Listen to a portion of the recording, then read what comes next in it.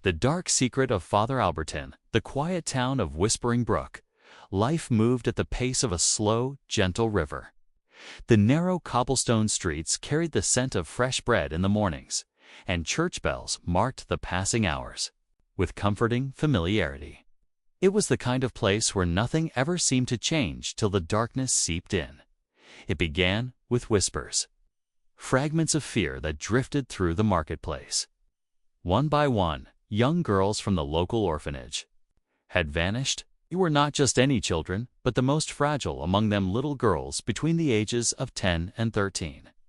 They had no families to fight for them, no voices to cry out their names. The townsfolk imagined a shadow moving through their streets, unseen yet deliberate, plucking these children from the world as if they were fragile petals torn from a flower. Each disappearance left behind a hollow ache and the same haunting question: why these girls, and where were they now?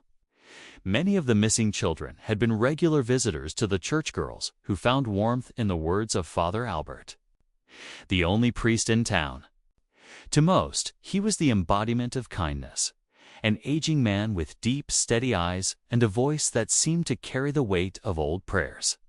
He called the girls precious children of God and treated them with a gentleness that stood in stark contrast to the cruelty the world had shown them. Then, one winter evening, as the sun dipped below the horizon and the church grew quiet after evening prayers, an old parishioner named Michael noticed something strange. Father Albert, normally moving with calm grace, seemed tense, almost furtive. He walked toward a narrow hidden door at the back of the church, the one that led down into the crypt. Michael followed.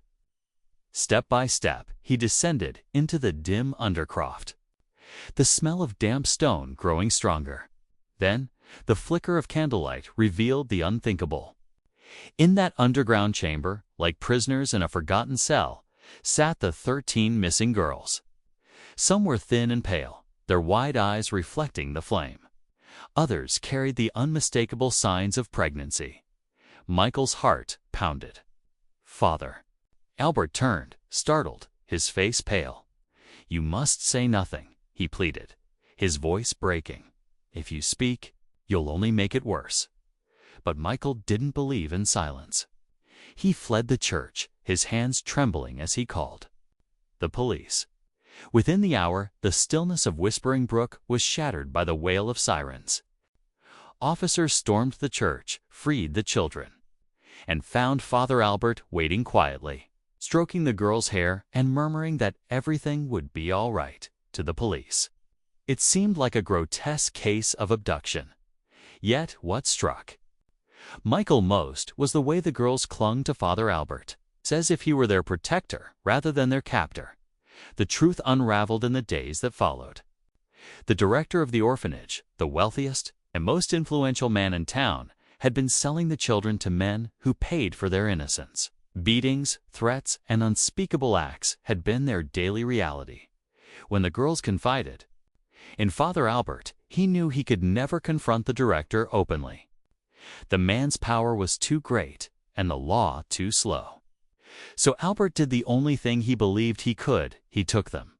He hid them in the church basement, away from prying eyes. It was cold and dark, but it was safe. He brought them blankets, food, and warm clothes. He read them stories by candlelight, prayed with them, and promised them a brighter home one day. For months, the crypt became both sanctuary and prison, a place where the girls could breathe without fear, but not yet see the sky.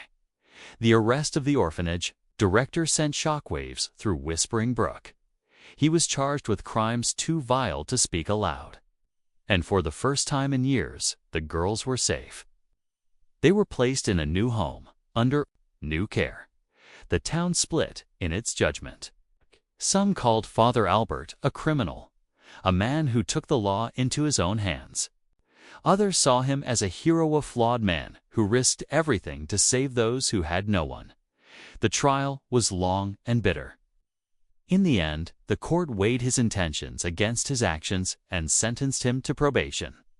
He would never again serve as a priest, but in the eyes of those 13 girls, He had been their savior. In Whispering Brook, the river still flowed, and the church bells still rang. But for those who remembered, the story of Father Albert was a reminder that sometimes good and evil wear the same face and that salvation doesn't always come with light.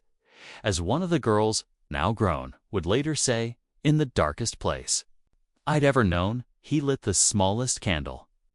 And that was enough to keep me alive.